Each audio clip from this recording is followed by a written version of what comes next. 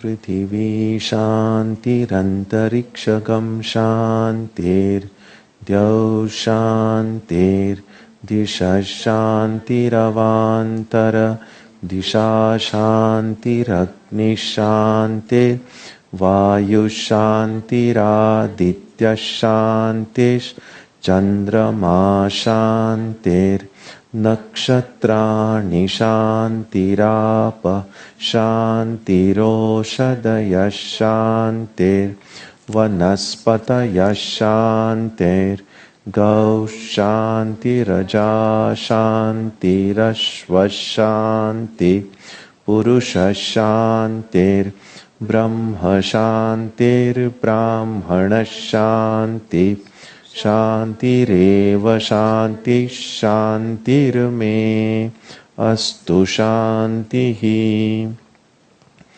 May there be peace on earth and in the sky. May there be peace in the water and in all directions. May there be peace in the plants, in the trees and in animals. May there be peace in the hearts of all beings. May there be peace in everyone and in everything. Sarvetra sukhinas santu, sarve santu niramayaha, sarve bhadrani pashyantu, ma kaschit dukkha bhag bhavet, sarvastaratu durgani, sarvo bhadrani pashyatu, sarvas satbuddhimapnotu, sarvas sarvatra nandatu.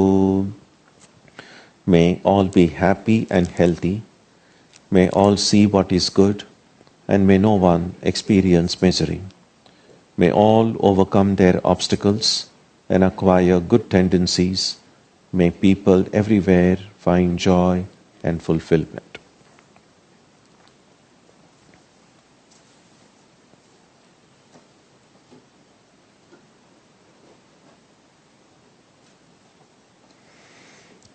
Let us now spend some time touching the center of peace and joy in our hearts. A good way to begin the practice is to withdraw the scattered energies of the mind and bring them to rest on one point. That point can be our own breathing. Let us therefore practice breathing with awareness. As we breathe in, let us visualize that our body and mind are being filled with love, strength, and compassion. And as we breathe out, let us release all the stress, anxiety, and exhaustion in the body and mind. Let us practice this way for a while.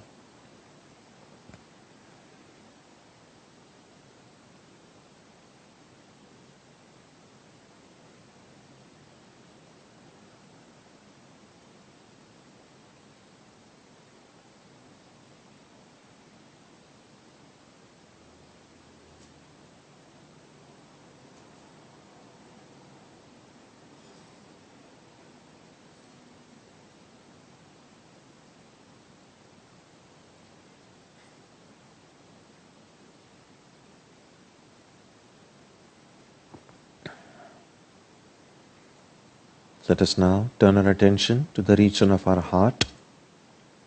Although God is present everywhere and in everyone, the divine presence can be felt most clearly in our hearts. We can meditate in any way we have been taught. To remain focused, we can take the help of a short mental prayer or a mantra or a divine name. Let us now spend some time dwelling on the presence of God in our hearts.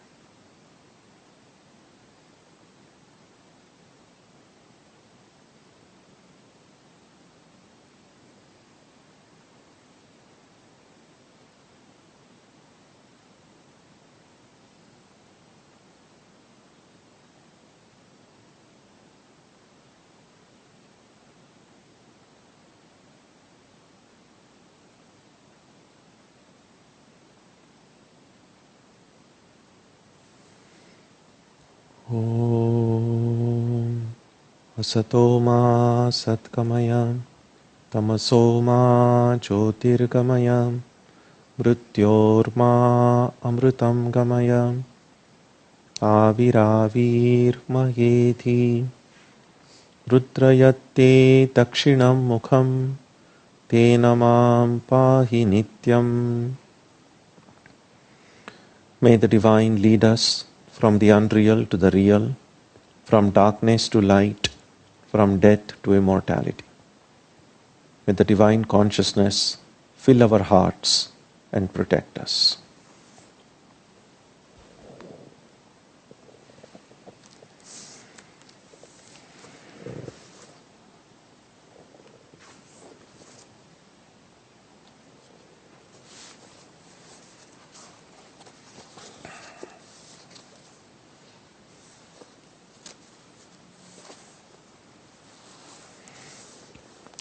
We begin today on verse number 21. Let's chant together. Pruthatvena tu yad jnanam nana bhavan prithak vidhan vetti sarveshu bhuteshu tadjnanam vidhi rajasam. But the knowledge by which one sees as distinct in all beings different entities of various kinds should be known to be rajasic. The earlier verse, as we saw last week, described what kind of knowledge is sattvic. And we saw there, let's read that, the knowledge by which one sees the one undivided, imperishable substance in all beings which are divided should be known as sattvic. In other words, sattvic knowledge is one which looks deeply in whatever is perceived and sees things or sees a thing or the thing which is not apparently visible to most people. Because when we just look, the superficial experience of the world that we see is it's filled with people, filled with objects, filled with things, different forms, different names, lots of differences. Now that's what we see. If we look deeply, we might discover that there may not be really many things, that the world is not as divided and fractured as we generally tend to see it. So when we are able to acquire that kind of an insight, think about it this way. The picture you take with your camera is one kind of a picture will come. But if you take with an X-ray, a different kind of a picture will come. Now the X-ray doesn't stop only at the skin level. Your camera just stops it there, and that's what the camera sees. But an X-ray goes further and sees something which is not apparently visible. Exactly in the same way, the Sattvika is kind of an X-ray. It penetrates the dividing line between objects and things, and in fact sees that everything is one. That's what we saw last week, and that was the earlier verse. What this verse points out is, if we just see things as they appear to be, without making any effort to look deeply, then this is exactly the kind of world we are going to see. Everything is distinct, different entities of various kinds. And that knowledge is rajasic. In other words, all of our secular knowledge that we have, all of the sciences that exist, by and large, I say by and large because even if we kind of go to, say, quantum physics, it does kind of see things a bit differently. It's not as superficial as it may seem. It's able to break down everything at the atomic level or subatomic level. But even then, there is still a distinction between one particle and other particle. It's not really yet, everything hasn't become one yet. But nevertheless, we might say that some branches of science tend to break down these distinctions a bit more, are able to see things that a naked eye cannot see. But yet, as long as our knowledge is of a very divided, fractured world, as long as we see everything as divided, that knowledge is still rajasic. So that's the distinction between sattvika knowledge and rajasic knowledge. Now verse number 22 will describe the tamasic knowledge. Yattu kritsna vade kasmin karye saktam ahaitukam atatvartha vadal pancha tattamasamudaratam. Whilst that knowledge which is confined to a single product as if it were the whole, which is irrational, not founded upon truth, and trivial, is declared to be tamasic. So a tamasic knowledge, how is it distinct from the rajasic knowledge? Tamasic knowledge also sees things differently, but it makes some more distortions. First of all, it sees confined to a single product as if it were the whole. In other words,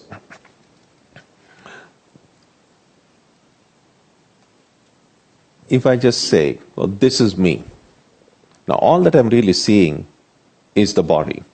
And I'm pointing at the body and saying, this is me. Now if I'm limiting my entire me just to this physical body that is seen, then what I'm doing is confining to a single product as if it were the whole. Because a little bit of thinking will make it clear to us that my me is more than just this physical body. There are things in my me which are not a part of the body. The mind, for instance, my hopes, thoughts, fears, ambition, they are still a part of me. They are not part of the physical body. Now, if I just point to the body and say, this is me, and if I think that this is all that is me, there's nothing more, deeper, other than this, then that would be a tamasic knowledge. Moreover, it is irrational. There is no logic behind it.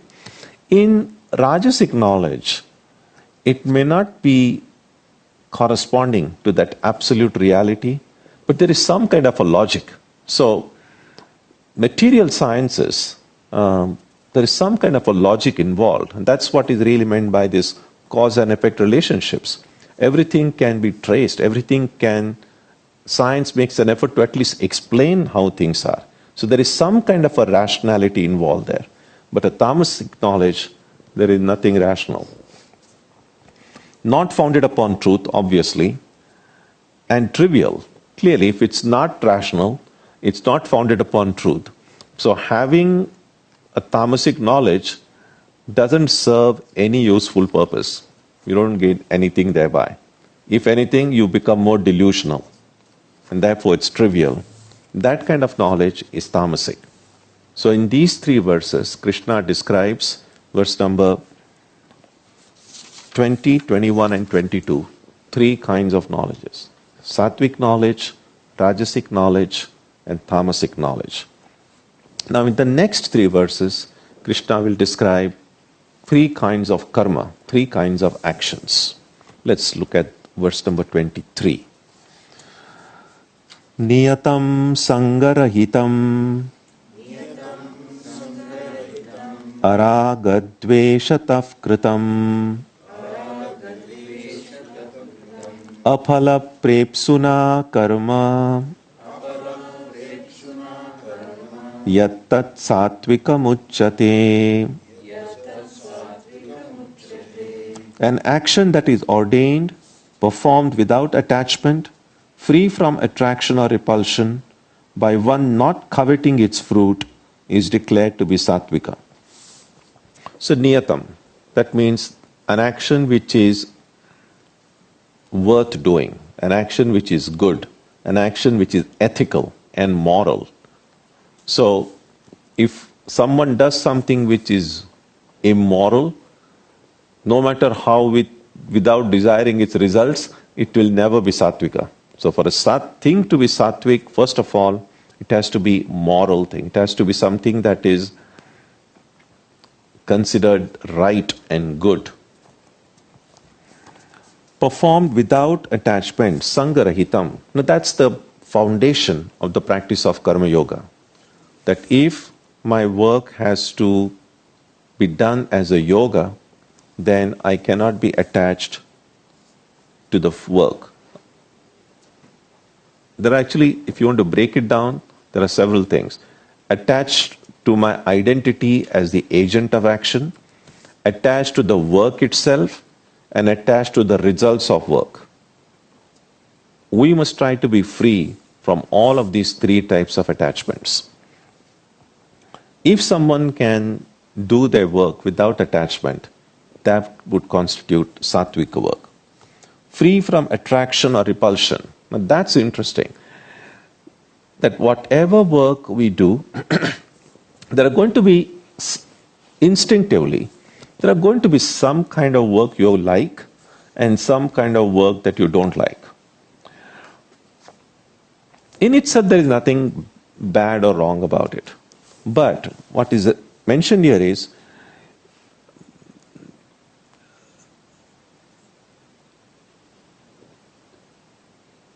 to have preference for something and not have preference for something else, that might take some time for to disappear from our lives. Because something is instinctively, we have these impressions of the past, our own likes and dislikes. So that's okay. Although that has to disappear at some point. But in the beginning, right now, what we need is to be hankering after things that we like and to kind of detest and hate the things that we don't like. That's a problem. So as I sometimes say, we can take care, and we will have to take care of all our likes and dislikes ultimately. But in the beginning, what we all should try to do is at least try to have not very strong likes and very strong dislikes. That's something within our capacity to do right now. Yes, there are certain things you will like, certain things you won't like. But try not to have such a strong liking for something that you're just kind of hungry for it, you are hankering after it, you are greedy for it. Or not have such strong dislike for something, or someone, or some place, by which you just begin to hate that thing. So, strong attraction and strong repulsion need to be taken care of first. If we can get rid of that, then we will be strong enough then to take care of our kind of subtle things that we are attracted to, or subtle things that we are repulsed from. So it's always like that. We need to first take care of what's visible, what's tangible, and then we can take care of that which is subtle. It's a little bit like, for instance, let's say you love ice cream. In itself is a great thing. But let's say I love ice cream so much that I'm not able to sleep at night. All the time, every hour I need to get up and eat ice cream. I'm just kind of exaggerating it a bit. But now there's a problem there. So what should such a person do? I mean, it's all right to say, give up all liking for ice cream. But I love it so much, how can I simply give it away? Then the first thing this person must do is at least keep oneself physically at a distance from the ice cream. So once your present stock of ice cream is exhausted, don't be in a hurry to go and buy the next one. Now that doesn't mean your liking for ice cream is gone. It's there. But at least physically you're separated from it, which is a little bit easier to do. So getting rid of the ice cream from your refrigerator is easier than getting rid of the ice cream from your head. So first we must do what's possible, and then work on the sukshma, the subtle. The same thing here.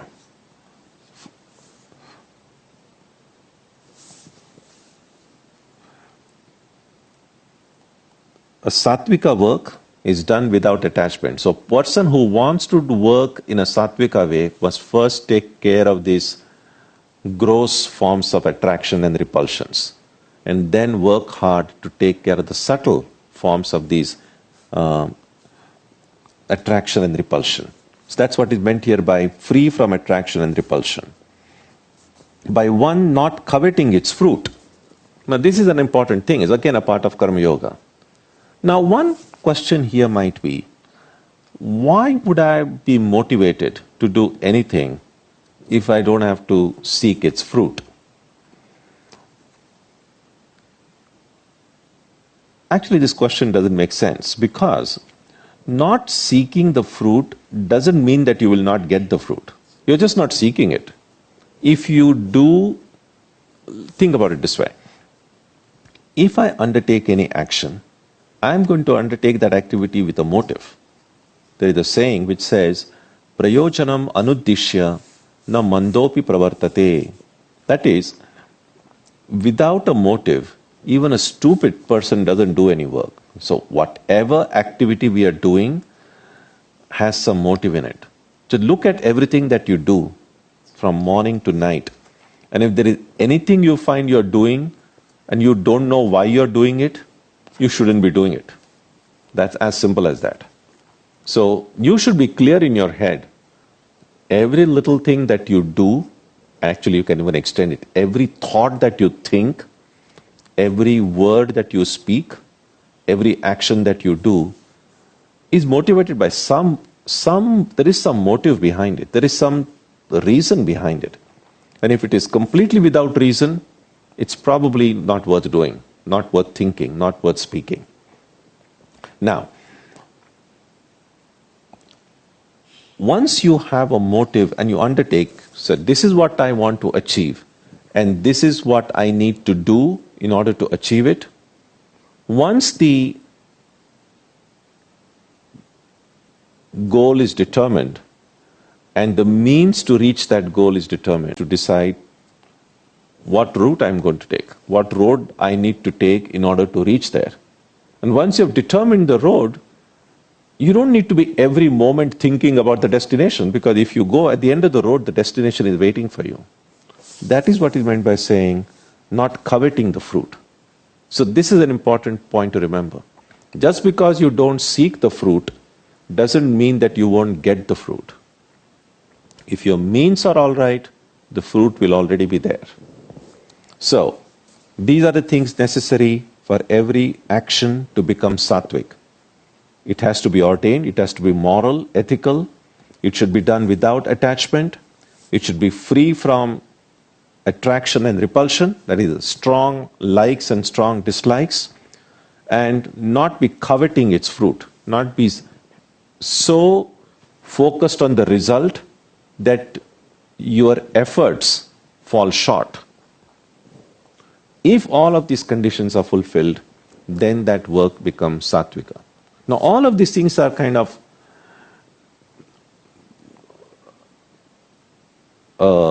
measuring rods given to us, that we can then look at what kind of knowledge we have in life. How do we look at the world? Whether my understanding of myself, my understanding of the world, does it fall into a sattvic knowledge, rajasic knowledge, or tamasic knowledge? And now what this set of verses are doing is making me think that the actions that I do, and all of us, from morning to night, we're doing small and big, several kinds of activities. Now, how many of my activities fall under the category of sattvic? How many fall under the category of rajasic? How many fall into the category of tamasic? That's what's being discussed here. So we just now saw verse number 23, which discusses karma, which is sattvic. The next verse will describe now the karma, which is rajasic. Verse 24. Yattu kame psuna karma sahankarena va punaha kriyate bahulayasam tatrajasamudaratam. But an action that is done by a person seeking desire or possessed of conceit, and that with much trouble, is declared to be rajasic. You can see the distinction right away. So a rajasic karma would be first done by a person who is seeking a fulfillment of the desire, seeking that, wanting to attain that fruit, and possessed of conceit. By conceit is meant there is a strong sense of the ego that I alone can do it. No one can do it as good as I can do. There is a general sense of I, and there is an enhanced sense of I, if you like. It's like this. A general sense of I think that's okay. I mean, that's unavoidable. Because the general sense of I would be, I am. There's nothing good or bad about it. That's just the awareness of oneself. But very rarely do we have only this general sense of I. Our I is already kind of puffed up, enhanced with a lot of plugins, as they sometimes say. It's not just pure I. Sometimes you will see. Sometimes if you have had a really good night's sleep, and let's say it's a weekend, you don't have to rush anywhere, and you have not put the alarm, you're really a good sleep, and then you wake up in a very natural way, not woken up by anything, not no sound or anything, just in a natural way you wake up, and you just quietly sit in your bed, and maybe you look out of your window, and there is the garden there, the sun has risen, and the birds are chirping, kind of a very beautiful. But think about it this way. When you are completely rested, completely at peace, you don't have to rush anywhere, that time you know you exist. There is a sense of I. You are seeing everything, and there is a sense of I. But that's a very beautiful state. That kind of a general sense of I doesn't hurt you. But then a lot of other things get attached to this I. Oh, I've got to go. I have to do this. Then it's no more just a general sense of I. Or pride, egoism. All of these things then get attached to that I and kind of just spoil it. So that is what is meant by a person possessed of conceit. So if you're just doing work and aware that you're doing work, that's fine. But if I'm doing work like I'm the one who's doing it and I can do it better than anybody and I'm going to get this thing out of work. So if my I keeps on getting emphasized more in that whole process, then it becomes conceit. And that with much trouble. Well, when the I becomes strong, work becomes more troublesome. It's always like that. There are a lot of times you will see that something that you really enjoy doing, if you really enjoy doing something, your I will not be prominent. It's like you're reading a novel or you're enjoying a movie. And if you're truly enjoying it, that enjoyment will not be interrupted by the already, I'm enjoying it or I'm doing it. That I won't come at all. You get so absorbed into whatever it is that you are seeing or working on, the I is absent. But as soon as that I comes up, there's always some effort involved. There's about the time that is spent, the money that is spent, the energy that is spent. All of these things then get attached to the I. And that's what is meant by saying that with much trouble. So all actions which are done with a person seeking fulfillment of desire, possessed of conceit, and done with this lot of trouble because of this pronounced sense of I, all that would come under a rajasic kind of action. Verse number 25. Anubandham kshayam himsam anaveksha cha paurusham mohadarabhyate karma yattattamasamuchyate. So what is now a tamasic action? That action which is undertaken through delusion, without regard to consequences, loss, hurtfulness and capacity, is declared to be tamasic. Now undertaken through delusion, anubandham really means that which is to come later and that which was there before. So sometimes when we just jump into an activity without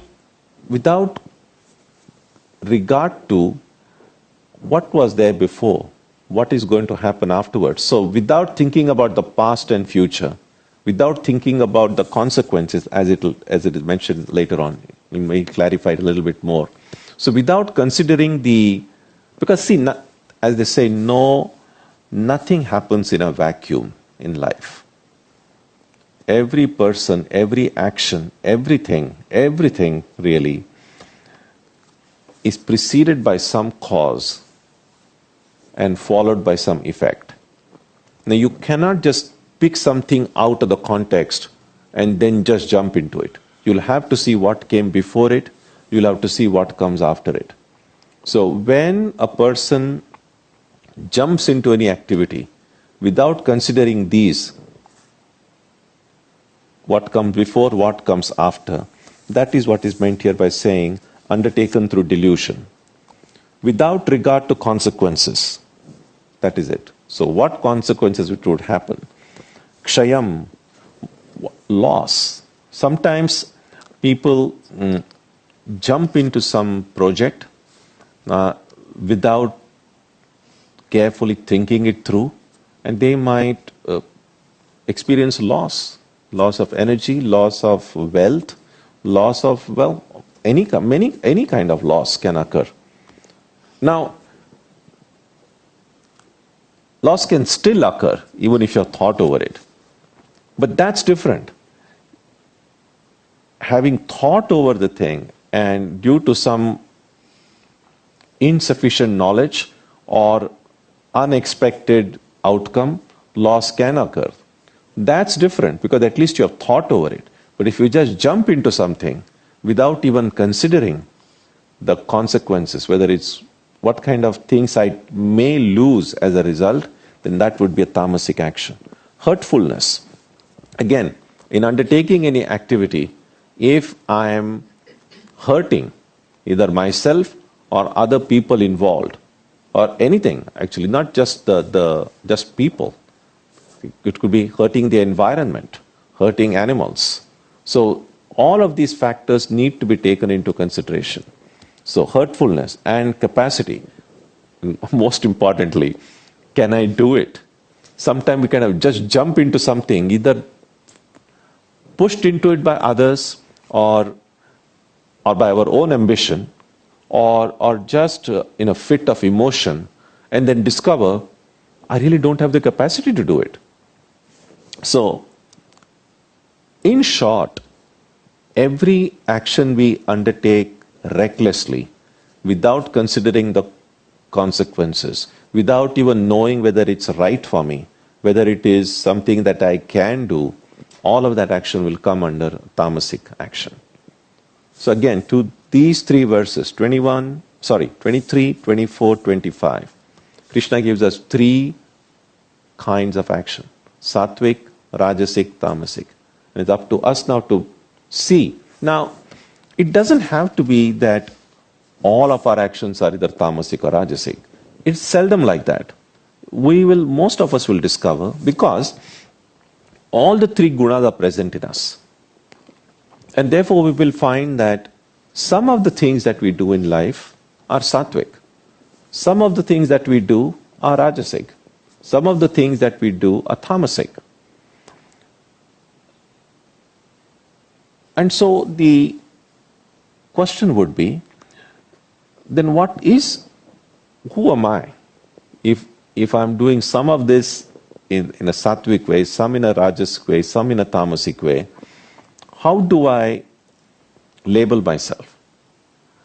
And the simple answer is this, that whichever of these qualities is predominant in me, that would be my type. Again, these are all very dynamic qualities. It's not that if you're born with a certain amount of sattva, you are going to stick with that all through your life. It never happens that way. It's a very, very dynamic equilibrium that they have. So, but at any given moment, all these three qualities are present in different proportions. Now, by and large, if I find that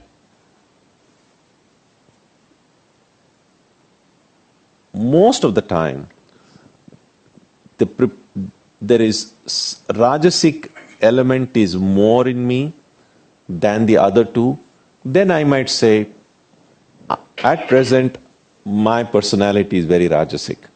That does not mean that sattva is totally absent or tamas is totally absent. It's never like that. None of these are totally absent.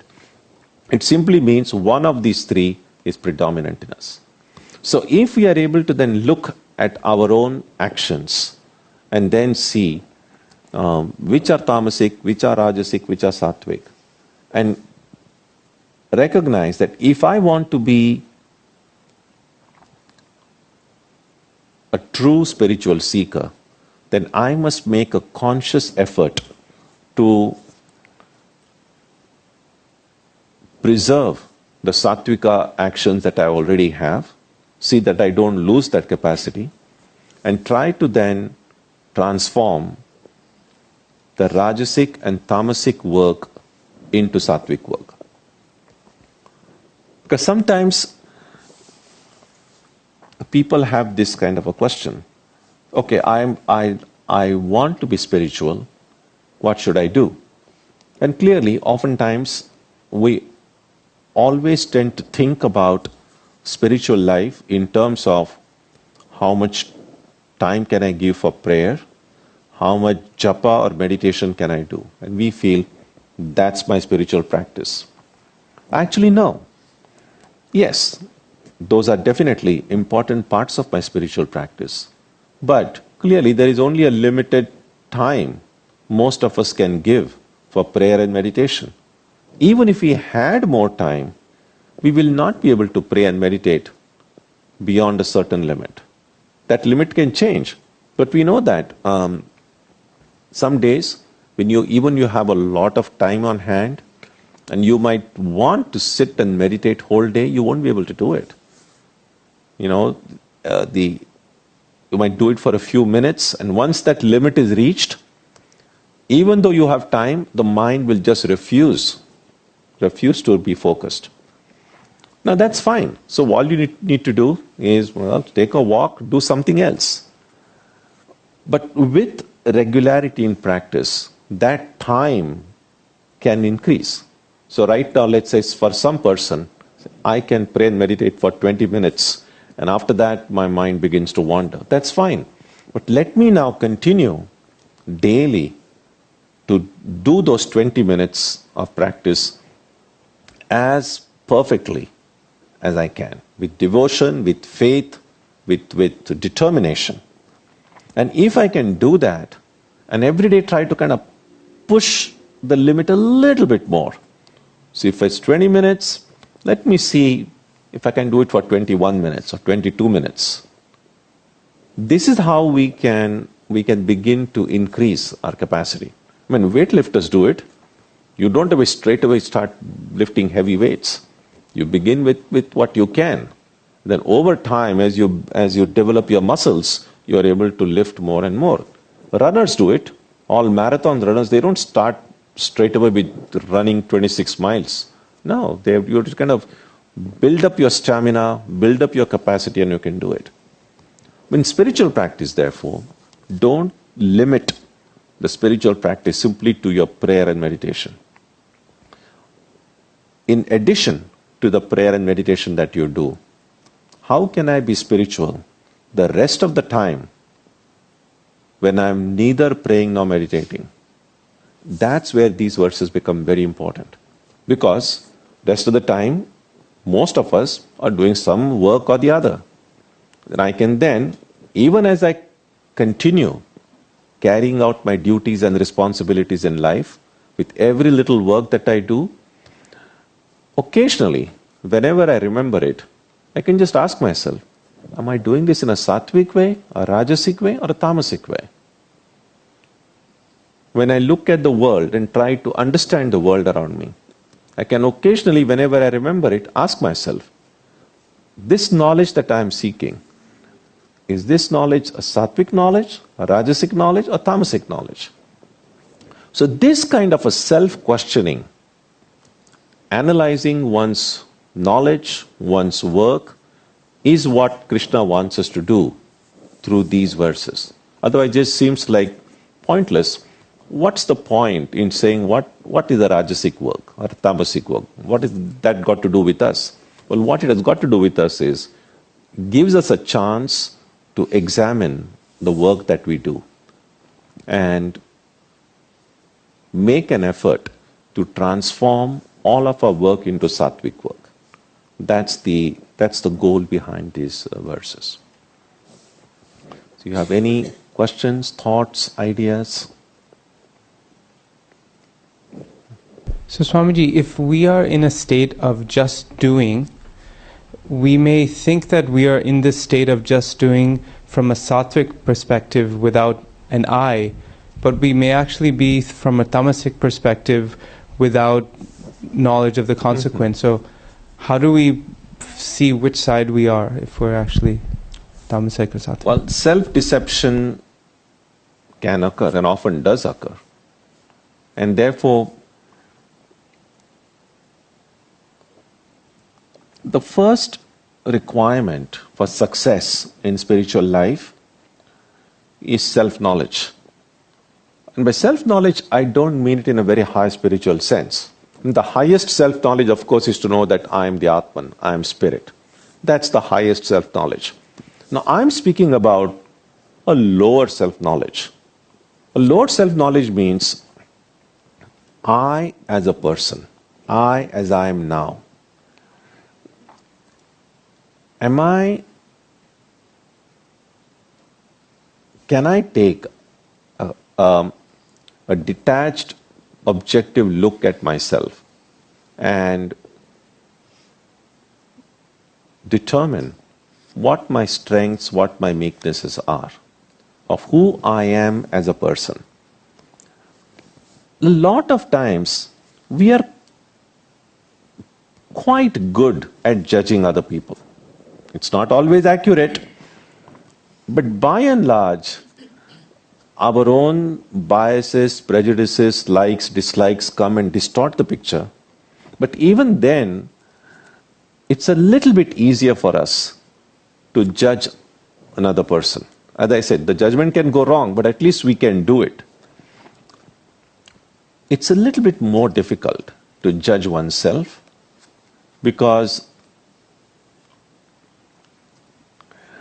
when we judge others, those people we judge are outside us. When we are judging ourselves,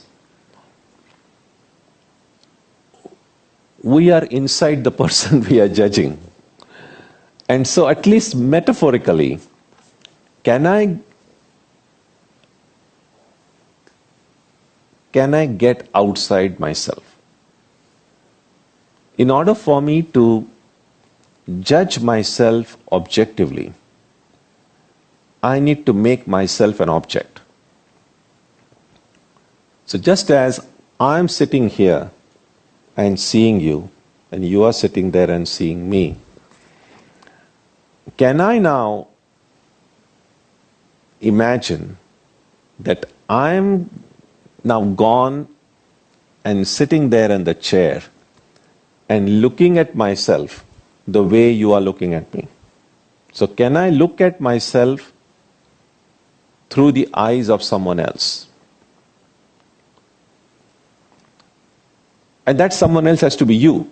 It's not that you, I mean that's what often people do and ask, maybe it's a close friend of yours, and then you can say, well, what do you think? So you are really, sometimes we do ask people whose judgment we trust to evaluate us.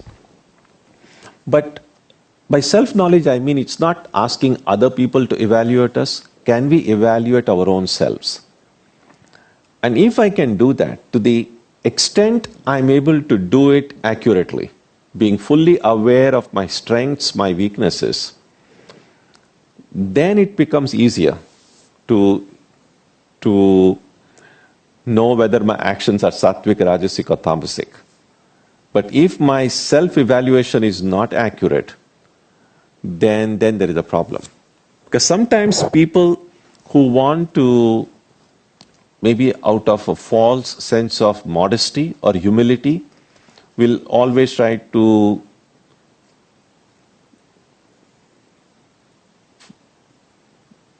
belittle what they know.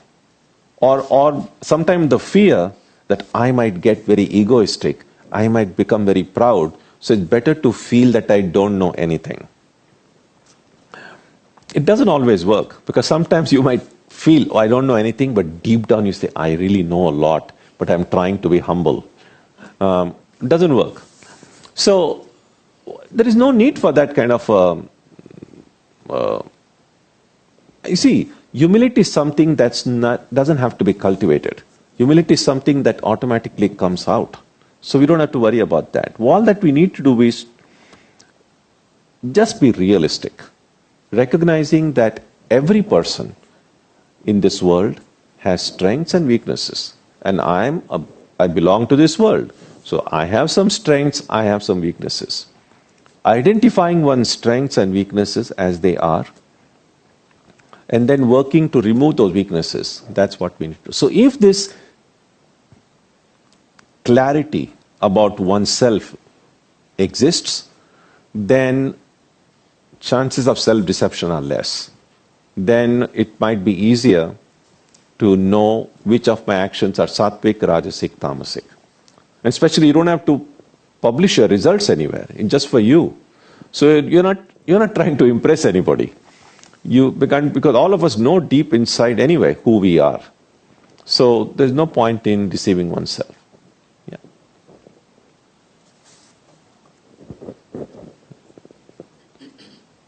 So Swamiji, is there an objective way to measure if one's self-assessment is accurate?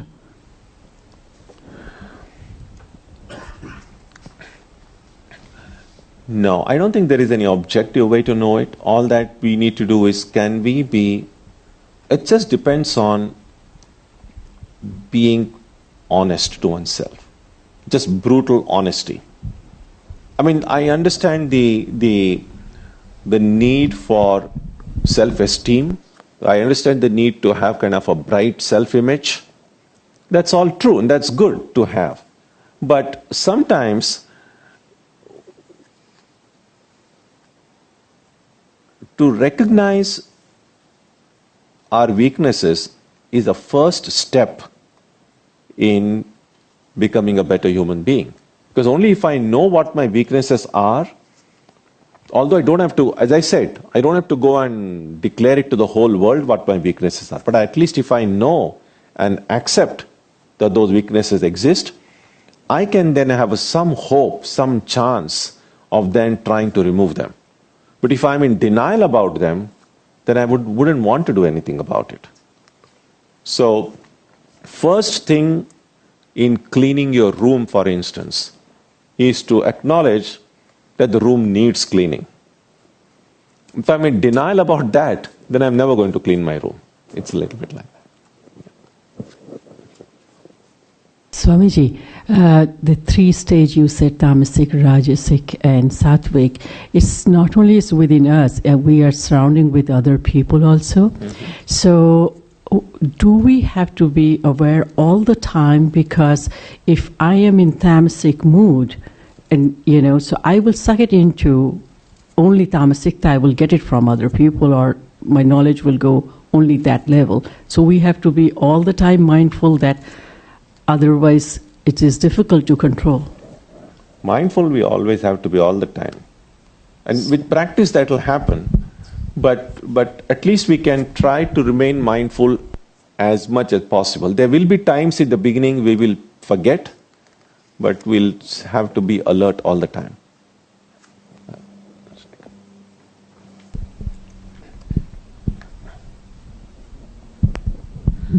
Swamiji, you talked about action and tamasic. You talked about without knowing consequences, you get into something.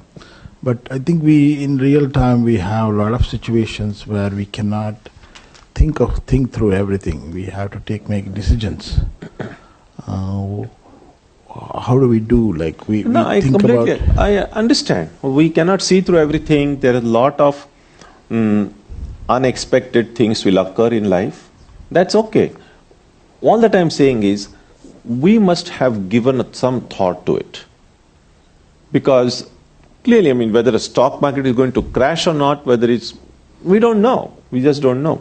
But there is some kind of a science involved there, based on how the market is doing or this thing. Again, it's still a prediction. It's still a guesswork. But people don't say, oh, nothing is known, so let me just blindly go and invest in something. We don't do that. So in spite of the unpredictability built into it, in spite of us not knowing what the future is, we still, based on our past experience, based on whatever knowledge we have, we use that knowledge to make certain investments, whether it's financial or investment in time or investment in energy. We do that kind of investment based on our past experience and knowledge. Sometimes the investment may be productive, sometimes it may not be. You do not know the consequences, but at least you have given thought to it. So tamasic way would be, I just go and do it. I don't even think about it. So that doesn't guarantee. So a sattvika way of having thought about the consequences, about the rajasic way, that doesn't guarantee success, but at least chances are that you might make fewer mistakes. Again, we can't say for sure. Because sometimes people might do things in a random way and succeed. But usually we believe that if we plan things and think it through, chances are that we will succeed. I mean, look at all the space research that is going on. All the rockets and the shuttle and all that thing that is going on. Now, if they had no planning, it's like, oh, consequences are not known, why plan anything? Just shoot it out into the space. It won't work, right? So they'll do all planning, they will do all calculations. In spite of all of that, sometimes it might still fail. But the chances of failing become less if you have given some thought to it in the beginning. That's the idea. Okay, thank you.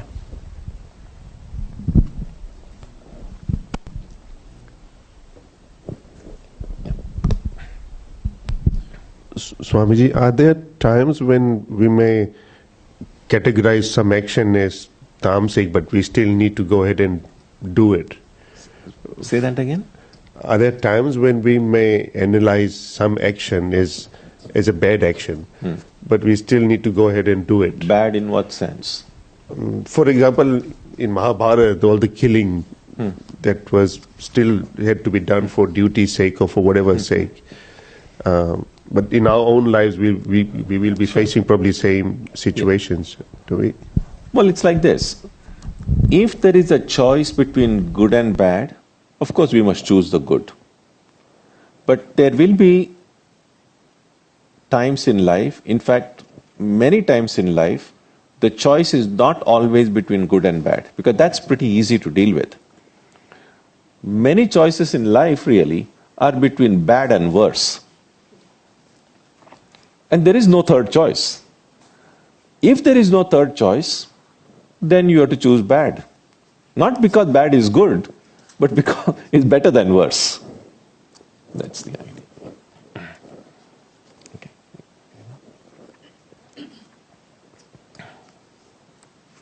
So Mahabharata, the Gita was a little bit like that. So a war is never a good resort, but there was no. All other options were closed when they tried to find peace, but it was just not possible. So it was not a good choice, but it was better than the option. I just say my opinion. I just jumped into this. In this case, I jumped in this conversation. My opinion is when a person is in tamasic state, or she simply he cannot give any consideration because his upper mind doesn't work. It's not like it's his choice. We don't need to think it's his choice. He doesn't have any choice. He's just under blanket. And so he just prone to do bad choices, bad, because he doesn't see.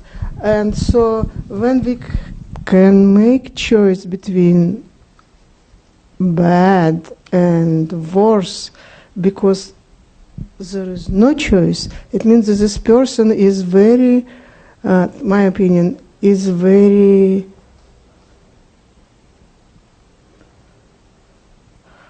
so I would say this person is he's full of real knowledge.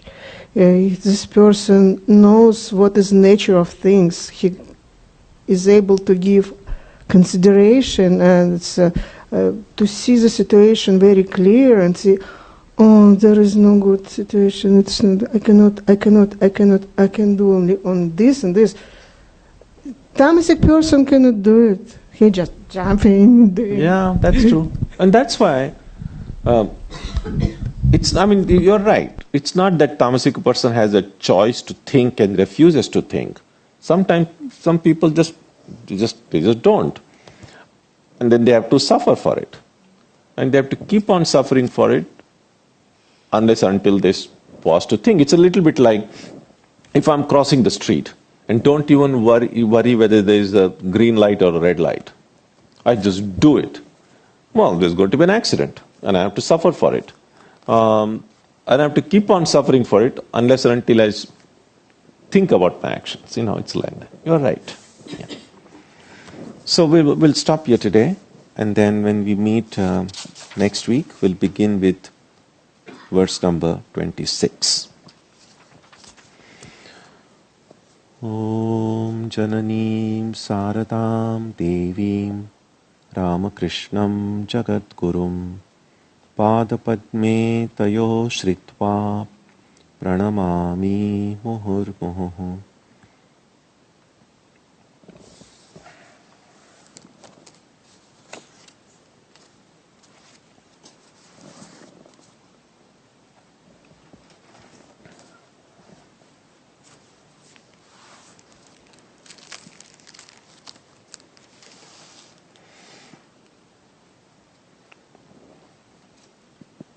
So on Sunday, for the satsang, our subject will be the Shiva ideal. That's at 11 o'clock on Sunday. Next Wednesday, we'll continue with the study of the Gita. And on Tuesday and Saturday, our Arati and meditation will also continue as usual. Next week, next Friday, not this Friday, next Friday, that's 24th, we'll have the Shivaratri puja here. That's held in the evening from 6:30 to 9:30. But that will be on next week. Okay, so we'll conclude with a prayer now on page 3.